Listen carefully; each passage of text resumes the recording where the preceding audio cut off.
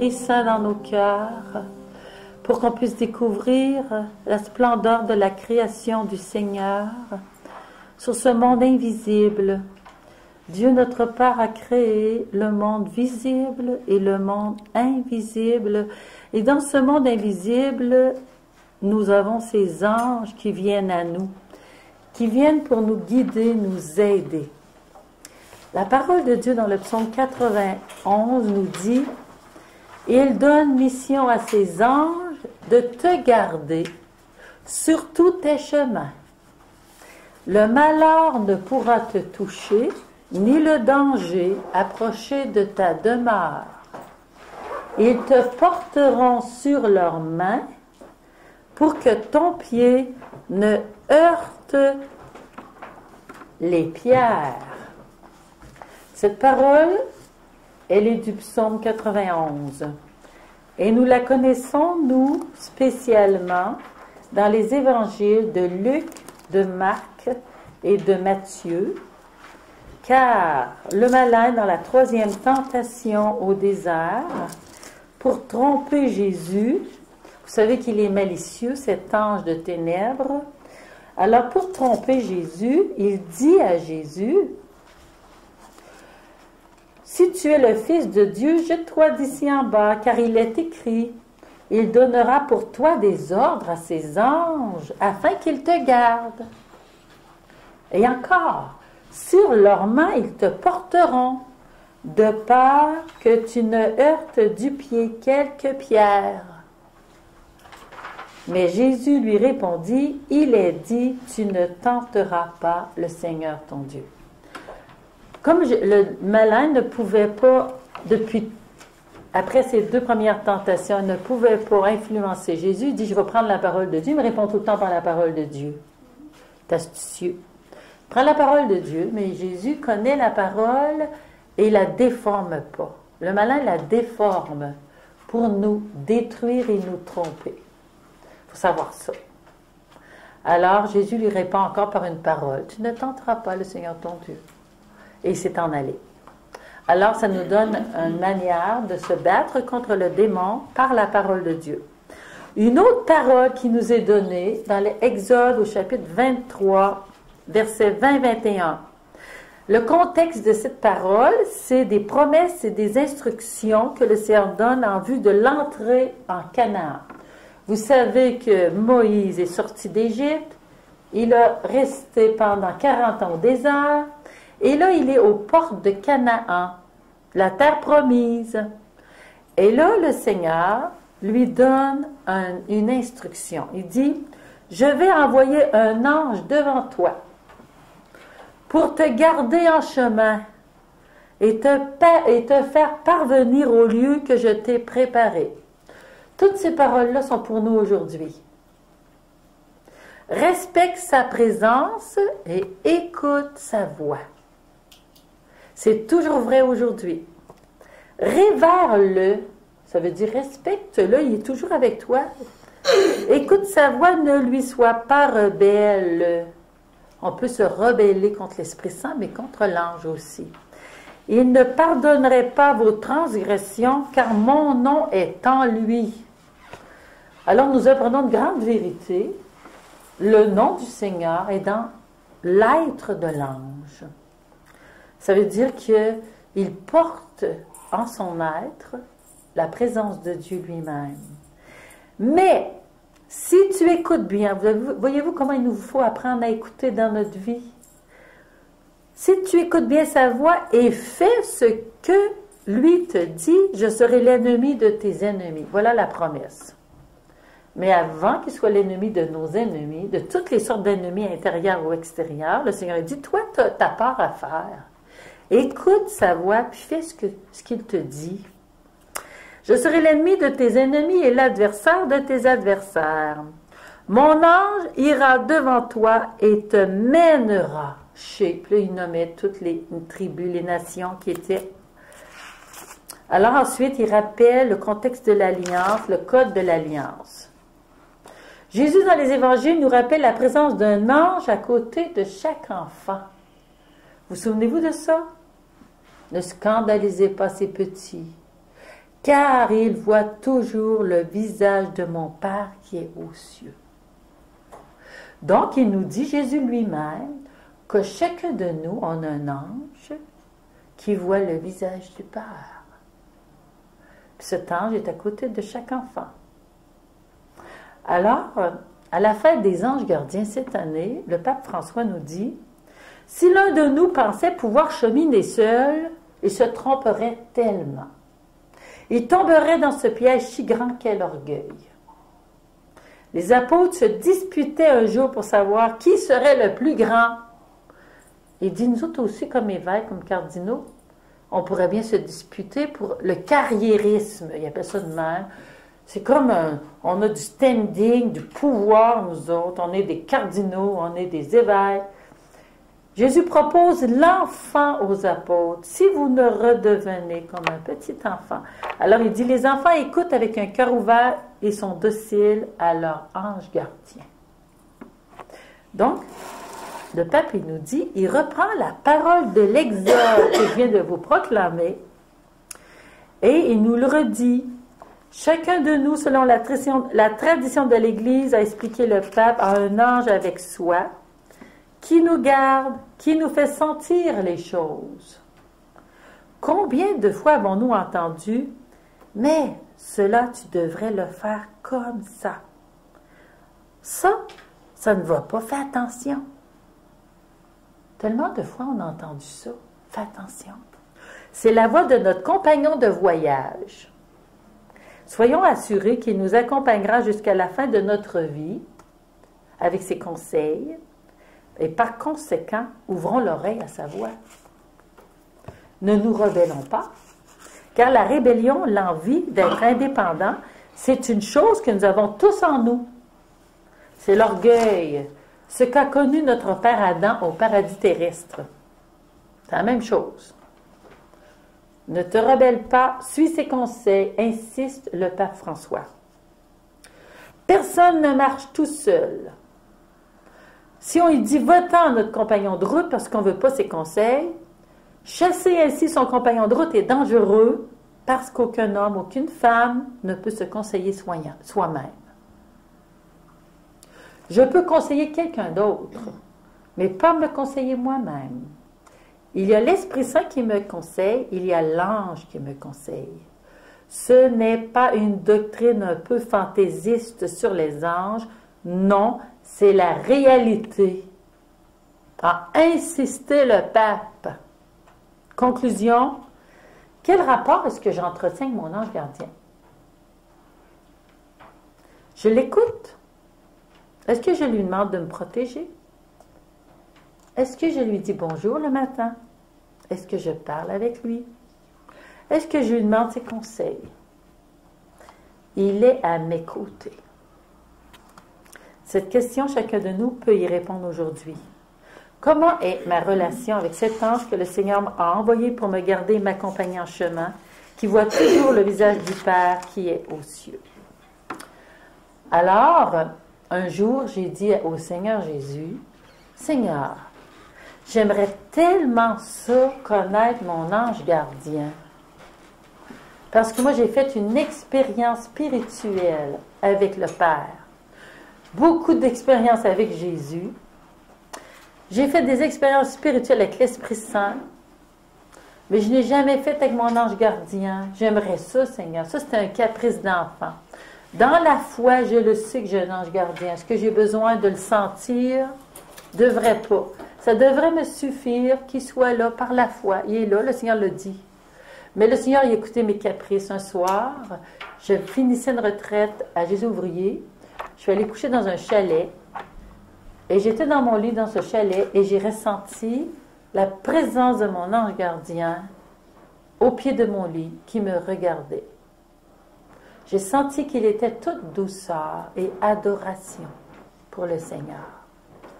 Ça m'a beaucoup impressionnée. Maintenant, quand je me couche, je lui demande toujours de me garder.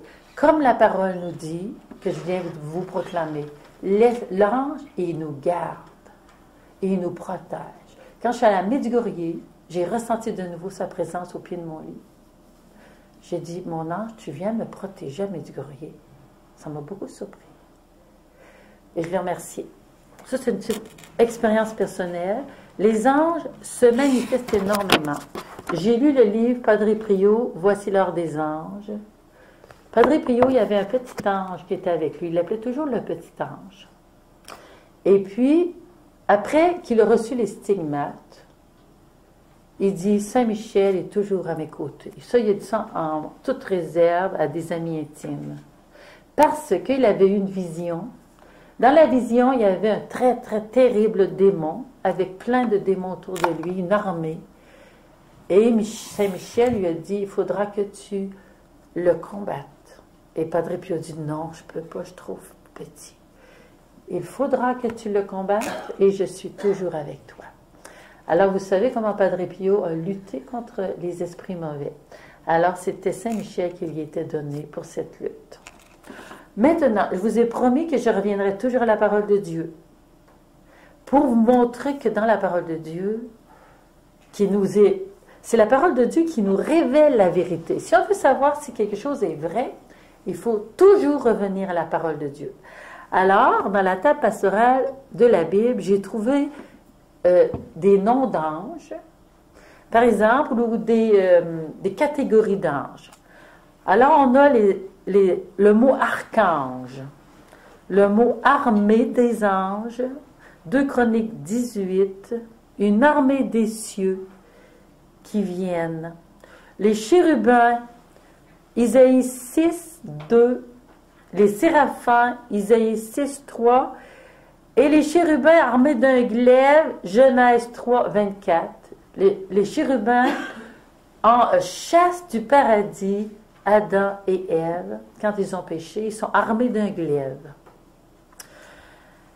Je crois que c'est les chérubins qui ont transpercé, c'est un chérubin qui aurait transpercé le cœur de Thérèse d'Avila pour sa transverbération. Et elle a reçu, une transverbération, elle a reçu la blessure du cœur de Jésus. Padre Pio, François d'Assise aussi ont reçu par un ange les blessures des stigmates. C'est des anges qui sont envoyés pour transpercer les mains, les pieds et le côté de ces personnes qu'on appelle des stigmatisés. Alors les anges, ils font cette mission. On les appelle des envoyés dans la Bible. Esprit, Fils de Dieu, avec un petit F, dans Job 1, 6, 2, 1, Psaume 88, Fils de Dieu.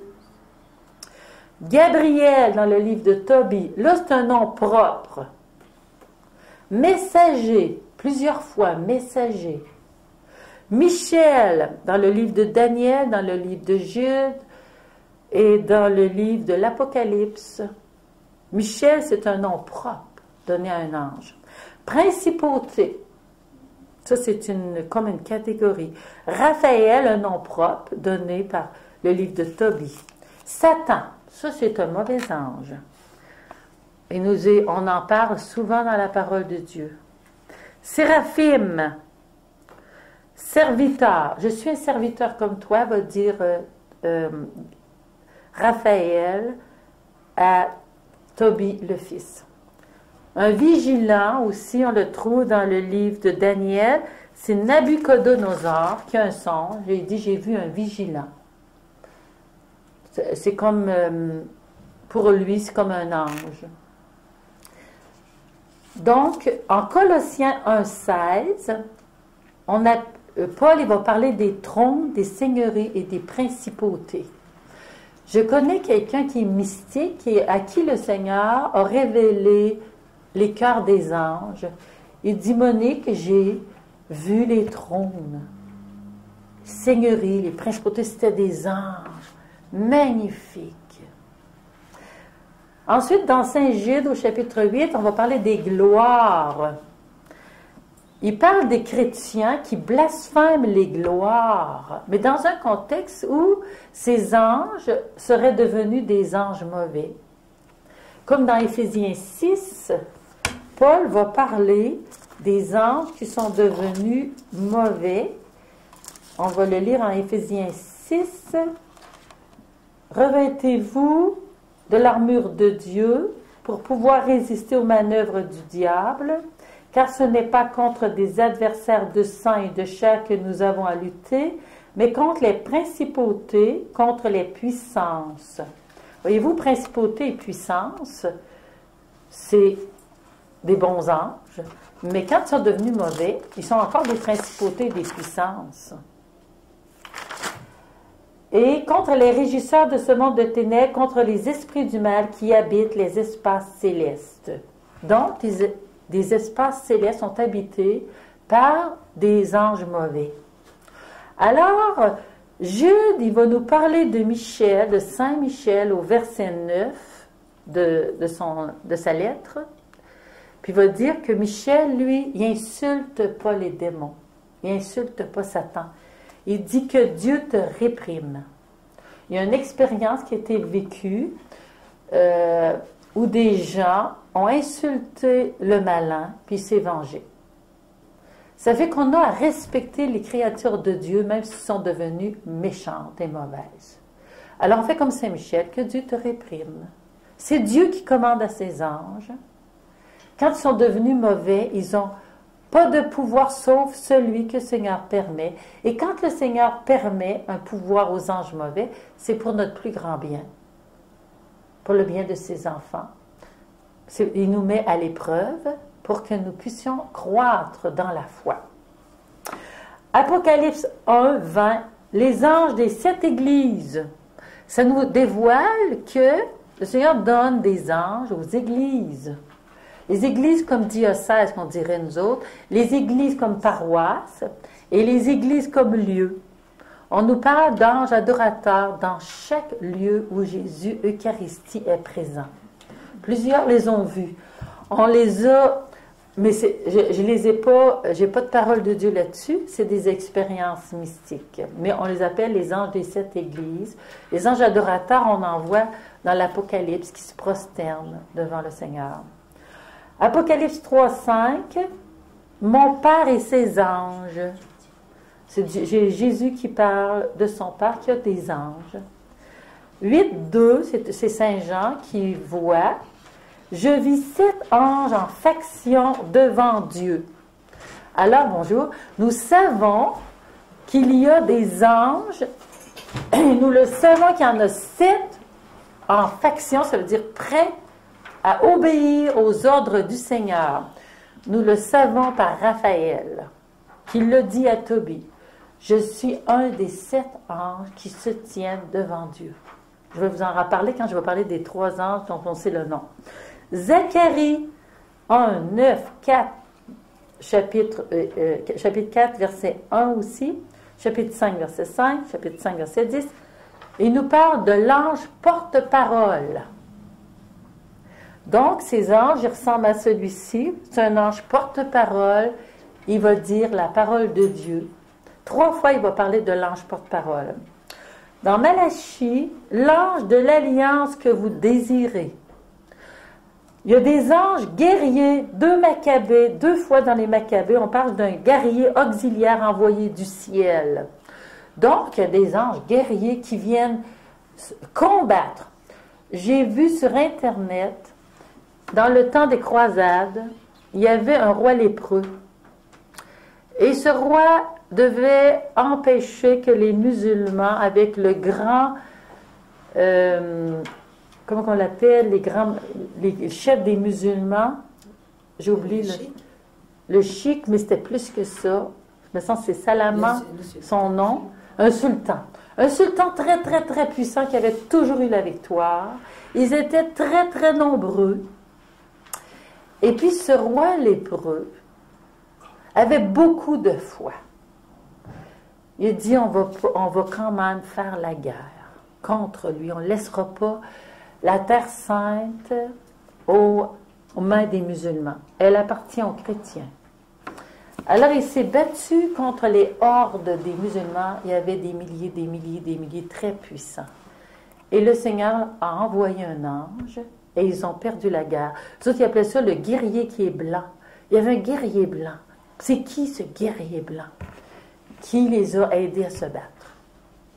Dans les 2 Maccabées, ceux qui ont fait l'histoire, avec la parole de Dieu. Vous vous souvenez qu'on en a parlé, du guerrier qui venait aider les Maccabées, qui ont donné la victoire.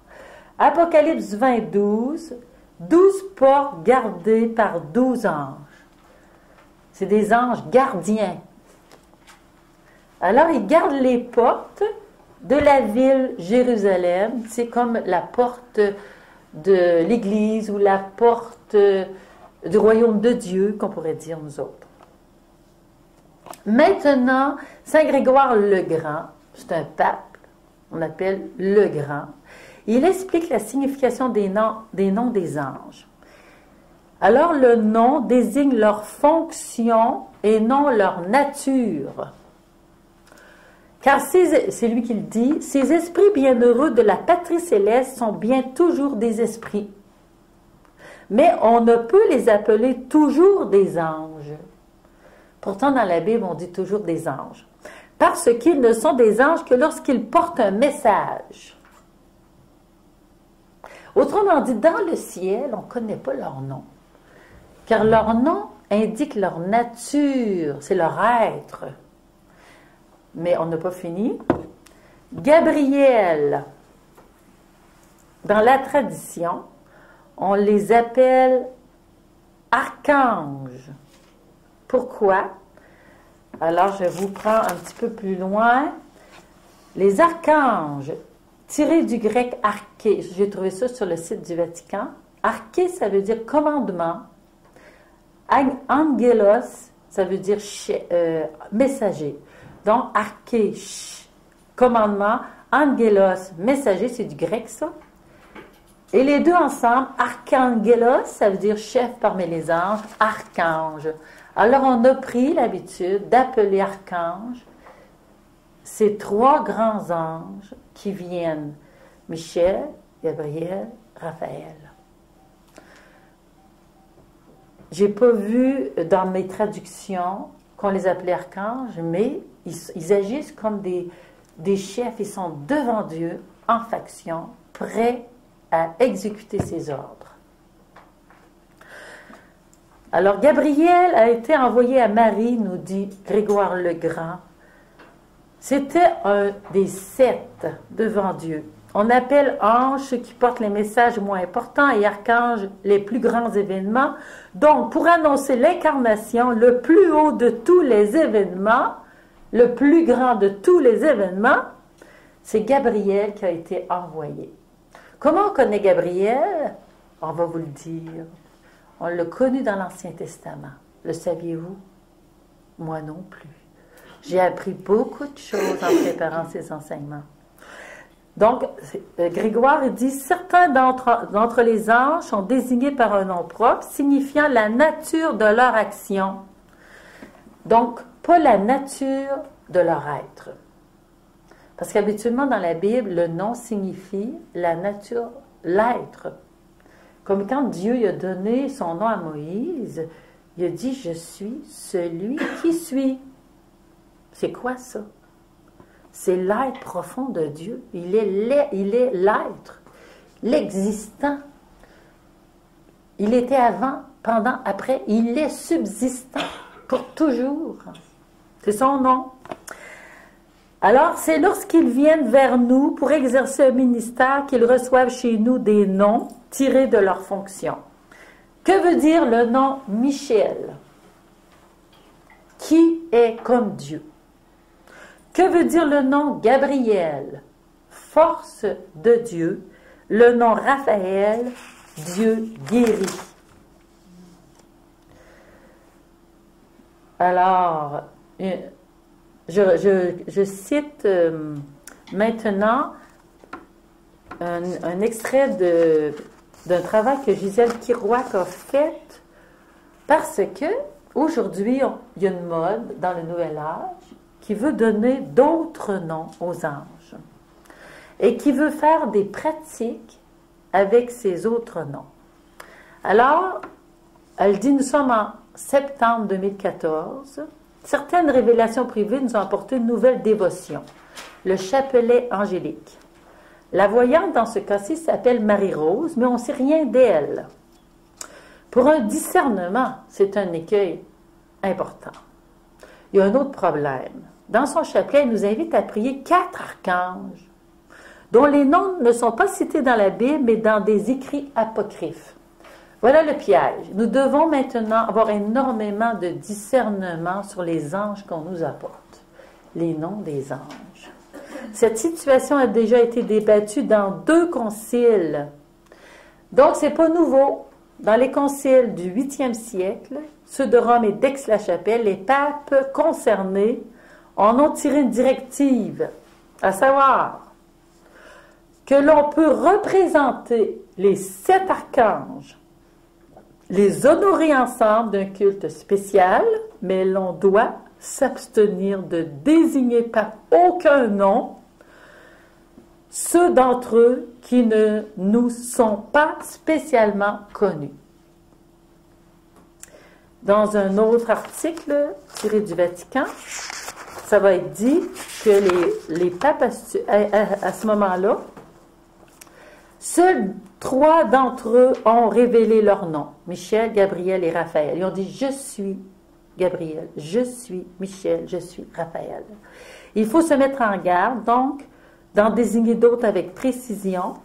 Puis là, en 745, Adalbert a demandé, à la demande de Saint Boniface, fut condamné dans un synode parce qu'il avait donné d'autres noms et condamné par le pape Zacharie. Les noms qu'il avait donnés, c'est Uriel, Raguel, Tubuel, Inéas, Tubuas, Saloac, Simiel. Puis il y a d'autres noms qui ont été donnés plus tard. Jéhudiel, Séaltiel, Uriel, Barachiel. Alors, il dit, ils sont considérés par cette assemblée comme des démons. C'est fort. Ça veut dire qu'ils invitaient, au lieu d'inviter des anges, ils invitaient des anges noirs, des démons. Ils leur donnaient la permission d'agir dans leur vie, dans leur Église. Et qu'est-ce que ça faisait, vous pensez?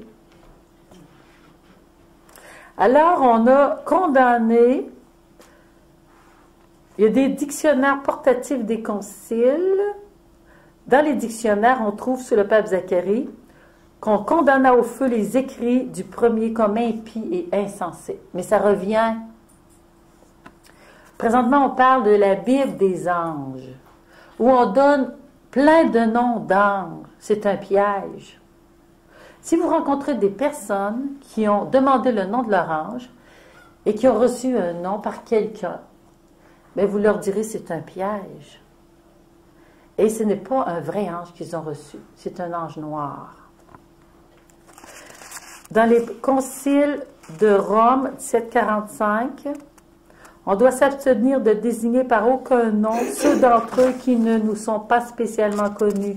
789, le concile d'Aix-la-Chapelle, interdit de fabriquer des noms d'anges en dehors de Michel, Gabriel, Raphaël.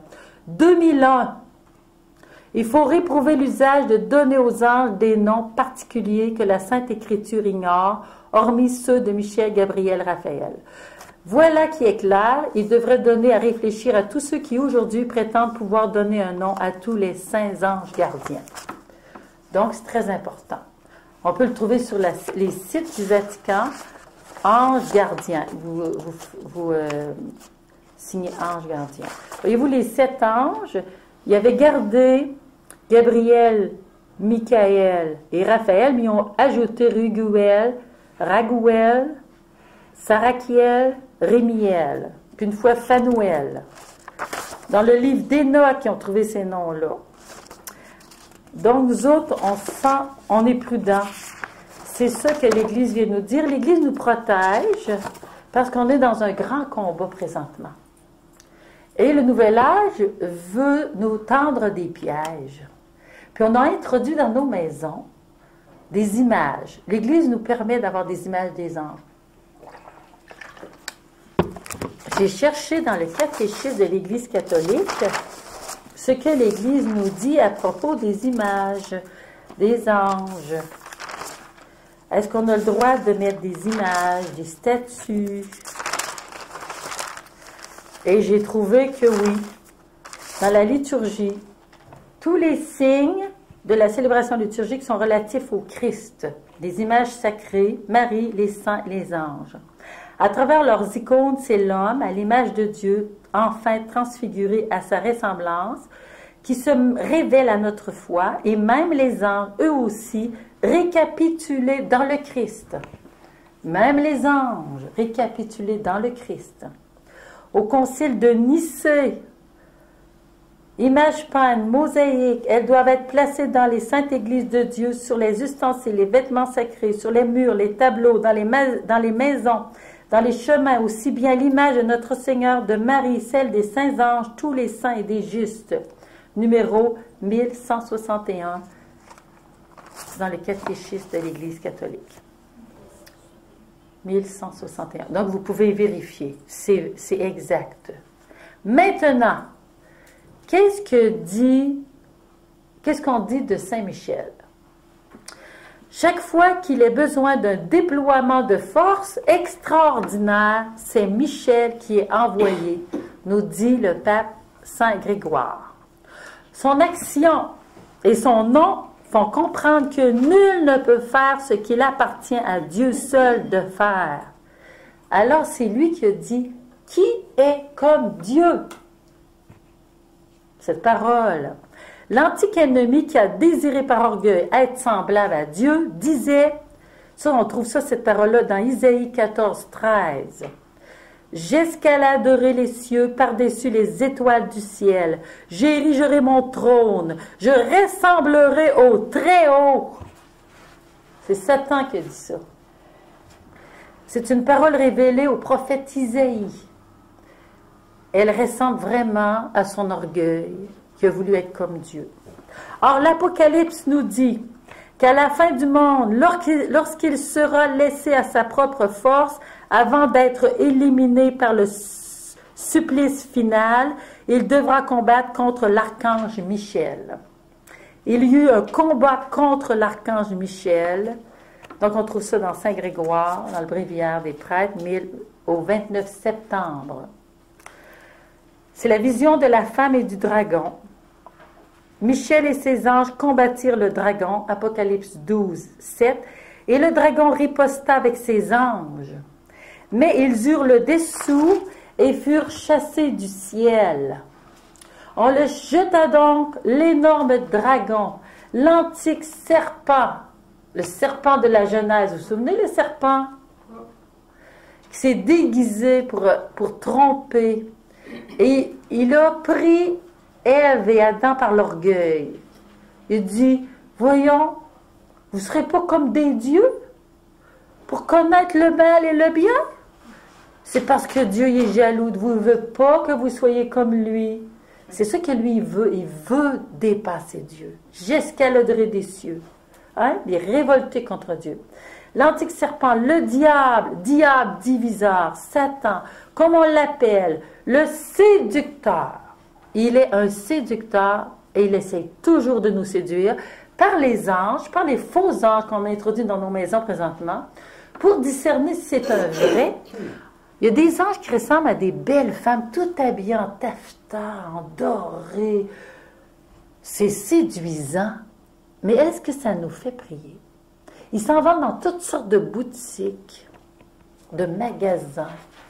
Des fois, ça coûte rien. Des fois, ça coûte très cher. On donne ça en cadeau, nous autres, les chrétiens. Ah, c'est des anges. Oui, mais ils ont été incantés. On doit les sortir de nos maisons.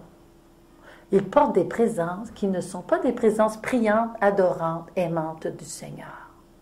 Il nous faut user de discernement. C'est un séducteur du monde entier, un menteur. On le jeta sur la terre et ses anges furent jetés avec lui. Alors, il y a des démons sur la terre. C'est ça. Verset 10. J'entendis une voix clamer dans le ciel. Désormais la victoire, la puissance et la royauté sont acquises à notre Dieu et la domination à son Christ, puisqu'on a jeté bas l'accusateur de mes frères. C'est un accusateur. Quand on veut savoir si nos pensées viennent de Dieu ou du démon, c'est très facile. Qu'est-ce qu'il met dans notre oreille? Il vient sur notre oreille puis il nous dit, « Hey, ta femme, là, toi, ben, qui n'a pas de bon sens. Ton mari exagère, là. À part de ça, puis là, c'est un menteur, c'est un paresseux, puis c'est des accusations. À chaque fois que tu entends une accusation, c'est pas l'ange, c'est pas ton bon ange. Celui qui les accusait jour et nuit devant notre Dieu. On voit l'ange qui accuse Job devant Dieu. Il vient l'accuser et Job dit très bien, je te donne la permission, enlève-lui ses biens. Tu vas voir quand je vais lui enlever ses biens. C'est facile pour lui de te servir. Il est riche, il a tout ce qu'il veut. Quand je vais lui enlever ses biens, il va te maudire. Tu vas voir ça. Il dit très bien, enlève-lui ses biens. Et ils n'ont jamais pu arriver à faire maudire Job. Il était sur son fumier, il avait tout perdu, sa femme, ses enfants, tout.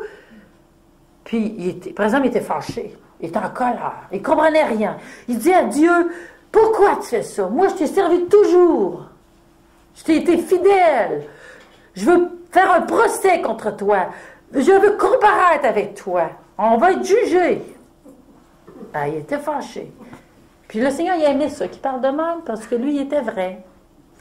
Ses amis venaient aussi l'accuser. Ils disaient, parce que tu as fait quelque chose de méchant. C'est pour ça. Puis à la fin de tout, là, il dit, ouais.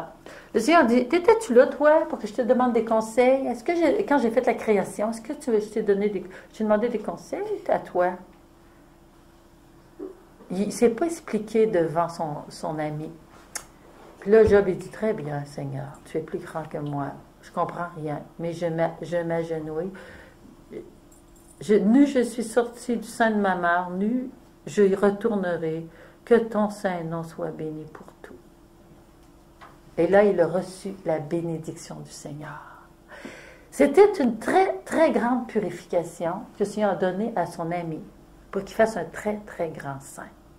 Et cela, ça se vit sur la terre toujours, comme Abraham, qui a perdu son fils dans sa tête. Il pensait que son fils allait mourir. Et le Seigneur, il permet des choses comme ça à ses saints. Il y en a qui ne l'acceptent pas, puis il y en a qui l'acceptent. Mais eux, les justes, l'ont vaincu par le sang de l'agneau et par la parole dont ils ont témoigné. Dans l'Apocalypse, verset 11. Donc nous autres, on va toujours vaincre l'ennemi par le sang de l'agneau. Nous avons le sang de l'agneau pour le vaincre, la croix de Jésus. Maintenant, qu'est-ce que le pape François a dit ce 29 septembre 2014?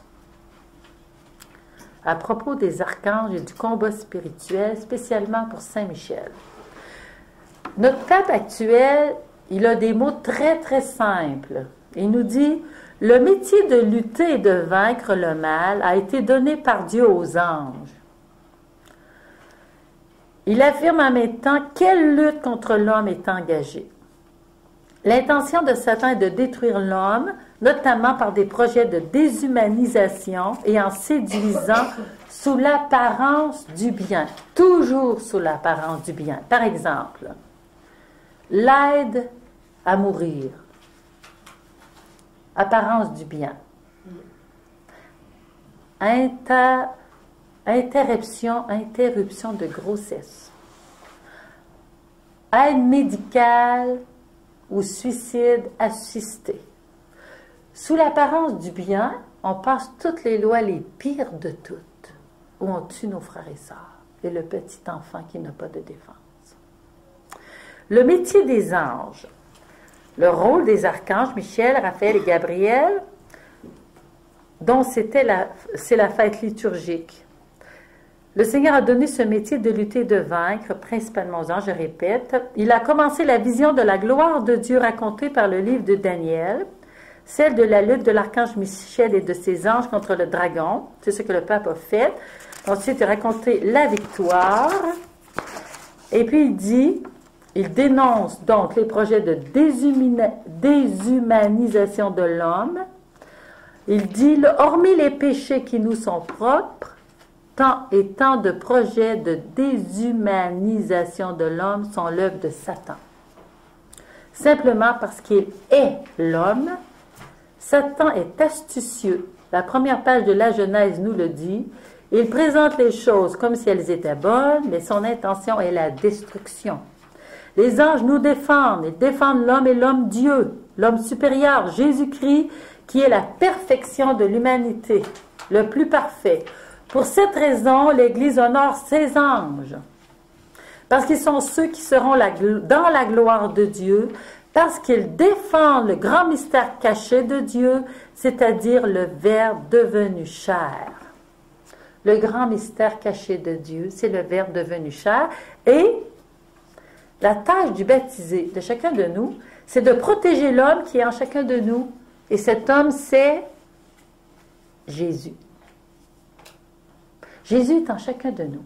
Ce que vous avez fait à l'un de ces plus petits qui sont de mes frères, c'est à moi que vous l'avez fait. Par exemple, une femme me parlait comment elle était révoltée d'avoir vécu l'inceste. Elle disait, Jésus était une chrétienne, elle disait, Jésus, pourquoi t'as permis ça? Puis elle souffrait, souffrait, souffrait, souffrait. Puis un jour, dans son cœur, elle s'est venue, c'est moi qui ai souffert avec toi. Et à partir de ce moment-là, elle aurait arrêté d'être révoltée. Elle a compris que ce qui est fait à l'un de ses petits, c'est à Jésus qu'on le fait. Nous sommes les membres du Christ. Nous sommes le corps du Christ.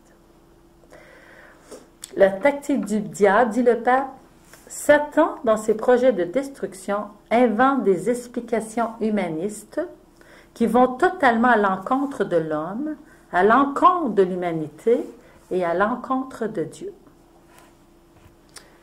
Et le pape nous parle de la lutte qui est le pain quotidien du chrétien. Est-ce que vous êtes des bons lutteurs? Avez-vous des bons gants de boxe? Avez-vous une bonne armure? L'armure du chrétien, Éphésiens 6. Donc, la lutte est une réalité quotidienne de la vie chrétienne. Il nous dit, dans notre cœur, dans notre vie, dans notre famille, dans notre peuple, dans nos églises, même nos églises présentement sont infestées. Si on ne lutte pas, nous serons défaits, affirme le pape. Il cite le chant final de victoire de l'Apocalypse. Mais on est les grands vainqueurs, déjà. Voici maintenant le salut, la puissance et le règne de notre Dieu, le pouvoir de son Christ, car l'accusateur de nos frères a été rejeté, lui qui les accusait jour et nuit devant notre Dieu. Alors le pape a recommandé de prier les archanges et notamment la prière à l'archange Saint-Michel qui continue de lutter pour défendre le mystère de l'incarnation et de la rédemption. Ce mystère, c'est que Dieu s'est vraiment fait homme. Aujourd'hui, on veut dire, c'est faux. Il s'est vraiment fait homme dans le sein de la Vierge Marie, immaculée, par la puissance de l'Esprit Saint, non pas par un homme. On veut enlever ce grand mystère. Il est vraiment mort sur la croix. Et il est vraiment ressuscité. C'est ce que les archanges défendent et ce que nous devons défendre. C'est notre trésor. Et qu'il continue à lutter pour le protéger. Qu'est-ce que disait le pape Pie XII? Il disait, urgence de nous mobiliser sous le drapeau de Saint-Michel. Urgence, le pape Pie XII. Léon XIII.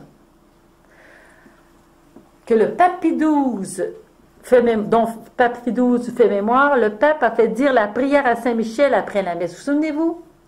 La grande prière à Saint-Michel après la messe. Ceux qui sont âgés le savent. Il y en a un ici. Le pape Benoît XVI. Et le pape Benoît XVI, le pape François, qu'est-ce qu'ils ont fait dernièrement?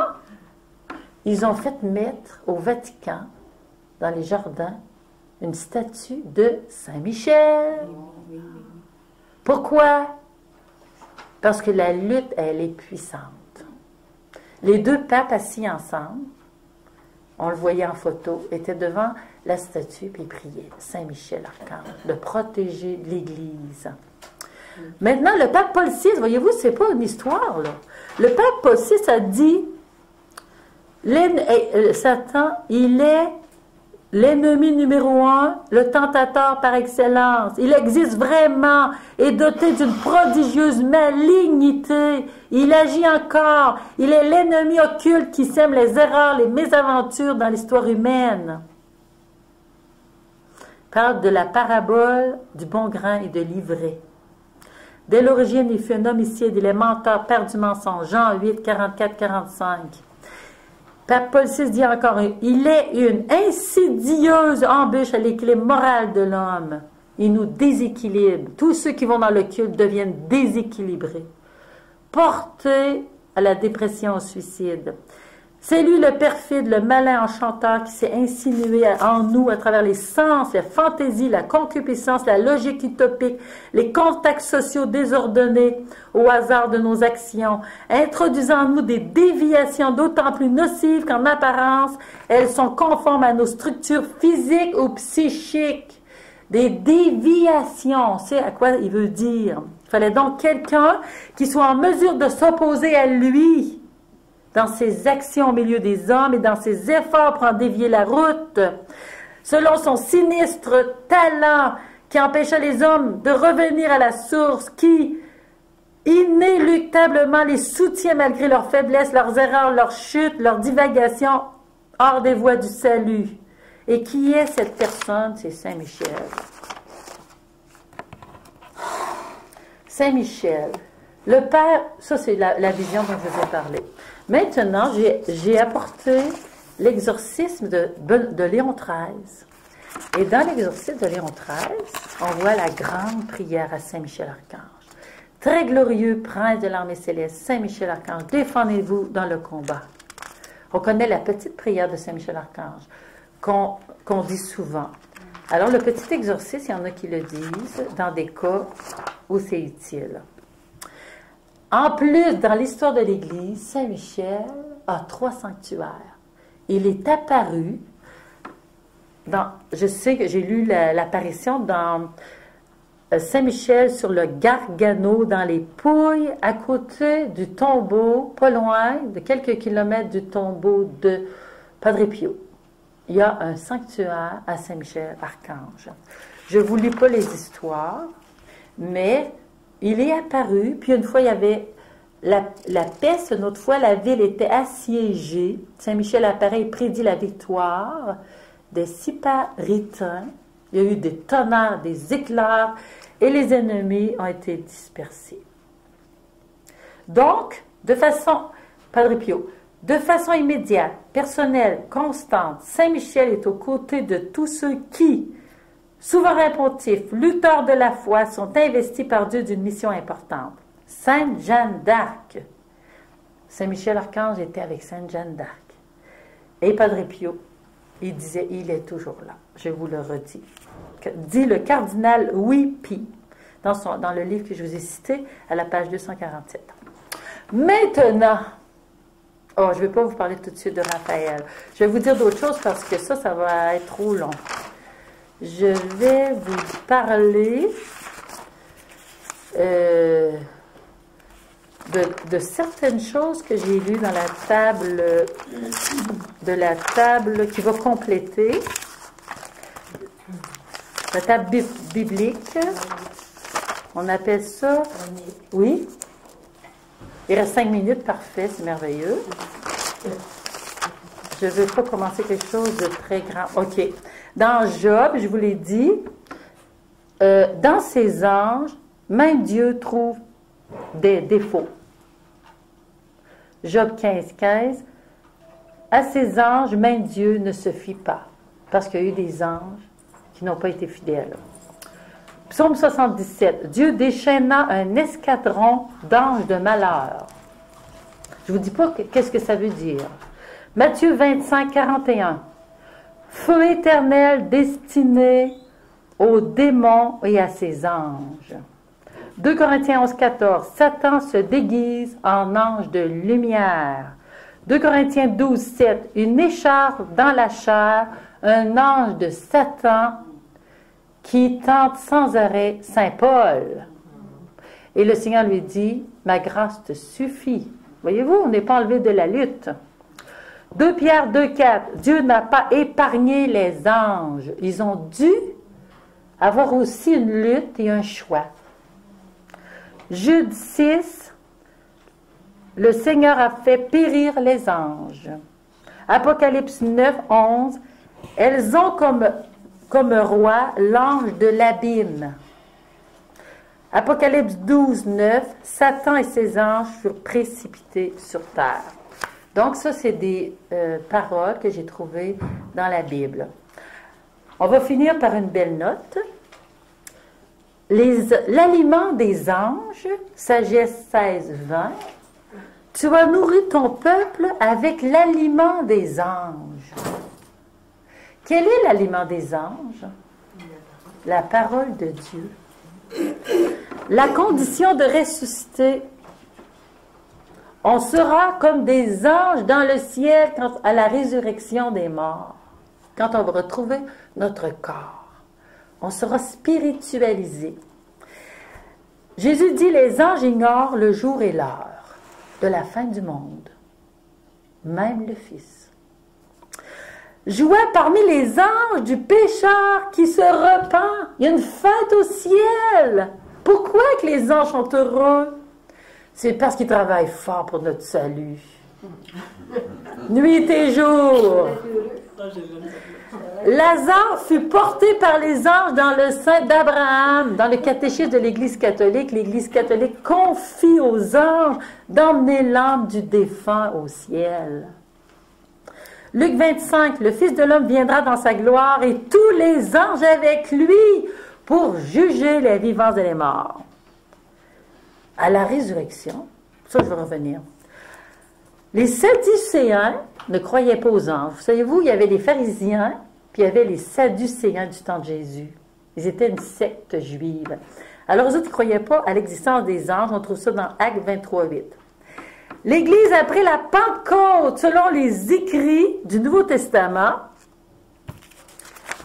1 Corinthiens 44, 9, les apôtres sont donnés en spectacle au monde, aux anges, aux hommes. 1 Corinthiens 4, 9, nous jugerons les anges.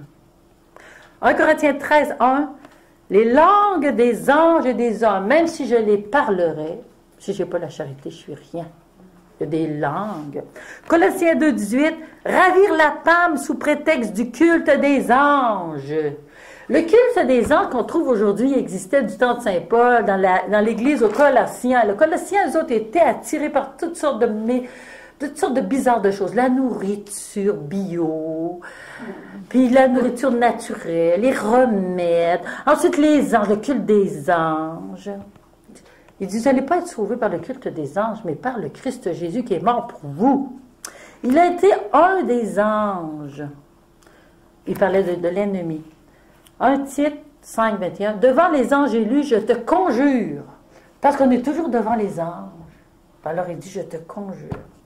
Dans la lettre aux Hébreux, il y a énormément de paroles sur les anges. Auquel des anges Dieu a-t-il dit, siège à ma droite? Ça, c'est à Jésus qui l'a dit. Hébreux 1, 6, que tous les anges de Dieu l'adorent. Psaume 96 aussi, en parlant de Jésus. Des anges, il fait des souffles de vent. Psaume 103. Les anges sont des esprits au service de Dieu. Si ce n'est que les anges ont annoncé est confirmé. Tout ce que les anges ont annoncé est confirmé. Hébreux 2. Dieu n'a pas voulu soumettre le monde futur à des anges, mais à des hommes. Dieu a baissé l'homme au-dessous des anges pour un temps. Ce n'est pas des anges qu'il vient en aide, c'est à nous autres. Vous vous approchez des myriades d'anges. Et d'aucuns ont hébergé des anges dans leur maison. C'est arrivé à Tobie. Et non, on en parle tantôt. Ça va être extraordinaire ce que Raphaël va nous dévoiler de la présence des anges dans nos vies. À bientôt.